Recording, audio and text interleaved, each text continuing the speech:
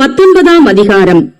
Apollo என்பவன் Corinth பட்டணத்திலே இருக்கையில் பவுல் மேடான தேசங்கள் வழியாய் போய் எபேசுவுக்கு வந்தான்.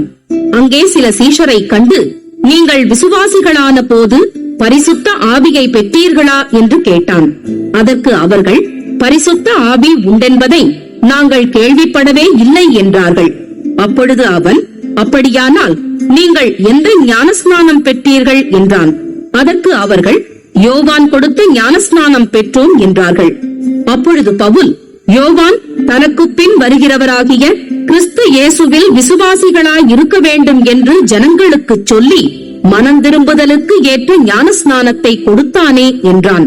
அதை கேட்டபோது அவர்கள் கர்த்தராகிய இயேசுவின் நாமத்தினாலே ஞானஸ்நானம் பெற்றார்கள். அல்லாமலும் பவுல் அவர்கள் மேல் கைகளை வைத்தபோது பரிசுத்த ஆவி அவர்கள் மேல் வந்தார். அப்பொழுது அவர்கள் அந்நிய பாஷைகளை பேசி தீர்க்க தரிசனம் சொன்னார்கள். அந்த மனுஷரெல்லாரும் ஏறக்குறைய 12 பேராயிருந்தார்கள். பின்பு பவுல் ஜெப ஆலயத்தில் பிரவேசித்து தைரியமாய் பிரசங்கித்து 3 மாதமளவும் தேவனுடைய ராஜ்யத்துக்கடுத்தவைகளை குறித்து சம்பாஷணை பண்ணி புத்தி சொல்லிக் கொண்டு வந்தான். சிலர் கடினப்பட்டு அவிசுவாசிகளாகி கூட்டத்திற்கு முன்பாக இந்த மார்க்கத்தை நிந்தித்த போது அவன் அவர்களை விட்டு விலகி சீஷரை அவர்களிடத்திலிருந்து பிரித்துக் கொண்டு திறன்னு என்னும் ஒருவனுடைய வித்தியாசாலையிலே அனுதினமும் சம்பாஷித்துக் கொண்டு வந்தான். 2 வருஷ காலம் இப்படி நடந்ததினாலே ஆசியாவில் குடியிருந்த யூதரும் கிரேக்கருமாகிய எல்லாரும் கர்த்தராகிய இயேசுவின் வசனத்தை கேட்டார்கள். பவுலின் கைகளினாலே தேவன் விசேஷித்த அற்புதங்களை செய்தருளினார். அவனுடைய சரீரத்திலிருந்து உருமால்களையும் கச்சைகளையும் கொண்டு வந்து வியாதிக்காரர் மேல் போட வியாதிகள் அவர்களை விட்டு நீங்கி போயின. பொல்லாத ஆவிகளும் அவர்களை விட்டு புறப்பட்டன. அப்பொழுது தேசாந்தரிகளாய் திரிகிற மந்திரவாதிகளாகிய யூதரில் சிலர் பொல்லாத ஆவிகள் பிடித்திருந்தவர்கள் மேல் கர்த்தராகிய இயேசுவின் நாமத்தை சொல்ல துணிந்து பவுல் பிரசங்கிக்கிற இயேசுவின் பேரில் ஆணையிட்டு உங்களுக்கு கட்டளையிடுகிறோம் என்றார்கள். பிரதான ஆசாரியனாகிய ஸ்கேவா என்னும் ஒரு யூதனுடைய குமாரர் 7 பேர் இப்படி செய்தார்கள். பொல்லாத ஆவி அவர்களை நோக்கி, இயேசுவை அறிவேன், பவுலையும் அறிவேன், நீங்கள் யார் என்று சொல்லி பொல்லாத ஆவியையுடைய மனுஷன் அவர்கள் மேல் பாய்ந்து பலாத்காரம் பண்ணி அவர்களை மேற்கொள்ள அவர்கள் நிர்வாணிகளும் காயப்பட்டவர்களுமாகி அந்த வீட்டை விட்டு ஓடிப்போனார்கள். இது எபேசுவிலே குடியிருந்த யூதர் கிரேக்கர் அனைவருக்கும் தெரிய வந்த போது அவர்கள் எல்லாரும் பயமடைந்தார்கள். கர்த்தராகிய இயேசுவின் நாமம் மகிமைப்பட்டது. விசுவாசித்தவர்களில் அநேகர் வந்து தங்கள் செய்கைகளை வெளிப்படுத்தி அறிக்கையிட்டார்கள். மாயவித்தைக்காரராய் இருந்தவர்களில் அநேகர் தங்கள் புஸ்தகங்களை கொண்டு வந்து எல்லாருக்கும் முன்பாக சுட்டரித்தார்கள். அவைகளின் கிரயத்தை தொகை பார்த்து 50,000 வெள்ளி காசாக கண்டார்கள். இவ்வளவு பலமாய் கர்த்தருடைய வசனம் விருத்தி அடைந்து மேற்கொண்டது.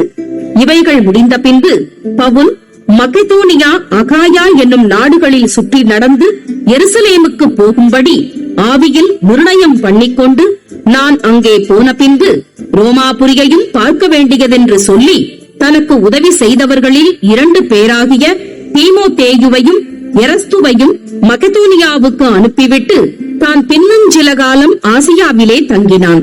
அக்காலத்திலே இந்த மார்க்கத்தை குறித்து பெரிய கலகம் உண்டாயிற்று. எப்படி என்றால், தேமேத்திரியு என்னும் பெயர் கொண்ட ஒரு தட்டான் தியானாளின் கோவிலைப் போல வெள்ளியினால் சிறிய கோவில்களை செய்து தொழிலாளிகளுக்கு மிகுந்த ஆதாயம் வருவித்துக் கொண்டிருந்தான். இவர்களையும் இப்படிப்பட்ட தொழில் செய்கிற மற்ற வேலையாட்களையும் அவன் கூடிவரச் செய்து, மனுஷர்களே, இந்த தொழிலினால் நமக்கு நல்ல பிழைப்பு உண்டாயிருக்கிறதென்று அறிவீர்கள்.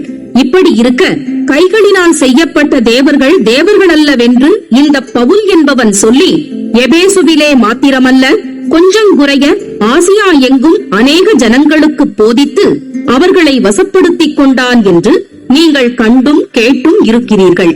இதனால் நம்முடைய தொழில் அற்றுப்போகும்படியான அபாயம் நேரிட்டிருக்கிறதும் அல்லாமல் மகாதேவியாகிய தியானாளுடைய கோவில் எண்ணமற்று போகிறதற்கும் ஆசியா முழுமையும் பூச்சக்கரமும் சேவிக்கிற அவளுடைய மகத்துவம் அழிந்து போகிறதற்கும் ஏதுவாய் இருக்கிறது என்றான்.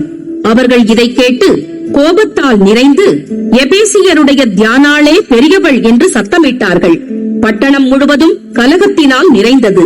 பவுலுக்கு வழித்துணையாய் வந்த மக்கதோனியராகிய காயுவையும் அரிஸ்தர்க்குவையும் அவர்கள் இழுத்துக்கொண்டு ஒருமனப்பட்டு அரங்கசாலைக்கு பாய்ந்தோடினார்கள். பவுல் கூட்டத்துக்குள்ளே போக மனதாய் இருந்தபோது சீஷர்கள் அவனை போக விடவில்லை. ஆசியா நாட்டு தலைவரின் அவனுக்கு சிநேகிதராயிருந்த சிலரும் அவனிடத்திற்கு ஆளனுப்பி அரங்கசாலைக்குள் போக வேண்டாம் என்று எச்சரித்தார்கள். கூட்டத்தில் அமளியுண்டாகி சிலர் இப்படியும் சிலர் அப்படியுமாக பேசினார்கள். தாங்கள் கூடி வந்த காரணம் இன்னதென்று அநேகருக்கு தெரியாதிருந்தது. அப்பொழுது யூதர்கள் அலெக்சந்தர் என்பவனை முன்னிற்க தள்ளுகையில் கூட்டத்திலே சிலர் அவனை முன்னே இழுத்து விட்டார்கள். அலெக்சந்தர் கையமர்த்தி ஜனங்களுக்கு உத்தரவு சொல்ல மனதாயிருந்தான். அவன் யூதன் என்று அவர்கள் அறிந்தபோது எபேசியருடைய தியானாளே பெரியவள் என்று 2 மணி நேரமளவும் எல்லாரும் ஏகமாய் சத்தமிட்டுக் கொண்டிருந்தார்கள். பட்டணத்து சம்பிரதியானவன் ஜனங்களை அமர்த்தி, எபேசியரே, எபேசியருடைய பட்டணம் மகாதேவியாகிய தியானாளுக்கும் வானத்திலிருந்து விழுந்த சிலைக்கும் கோவிற் பரிசாரகியாயிருக்கிறதை அறியாதவன் உண்டோ? இது எதிர் பேசப்படாத காரியமாகையால் நீங்கள் ஒன்றும் பதறிச் செய்யாமல் அமர்ந்திருக்க வேண்டும். இந்த மனுஷரை இங்கே கொண்டு வந்தீர்கள். இவர்கள் கோவிற் கொள்ளைக்காரரும் அல்ல, உங்கள் தேவியை தூஷிக்கிறவர்களும் அல்ல. தெமேத்திரியுக்கும் அவனைச் சேர்ந்த தொழிலாளிகளுக்கும் ஒருவன் மேல் ஒரு காரியம் உண்டாயிருந்தால் நியாயம் விசாரிக்கிற நாட்களுண்டு. தேசாதிபதிகளும் இருக்கிறார்கள். ஒருவர் பேரில் ஒருவர் வழக்காடிக் கொள்ளட்டும். நீங்கள் வேறே யாதொரு காரியத்தை குறித்து விசாரிக்க வேண்டியதானால் அது நியாய சங்கத்திலே தீர்க்கப்படும். இன்றைக்கு உண்டான கலகத்தை குறித்து நாம் உத்தரவு சொல்லுகிறதற்கு ஏதுவில்லாதபடியால் இந்த கலகத்தை குறித்து நாங்கள் விசாரிக்கப்படும் போது குற்றவாளிகள் ஆகிறதற்கு ஏதுவாயிருப்போமே என்று சொல்லி பின்பு கூட்டத்தை அனுப்பிவிட்டான்.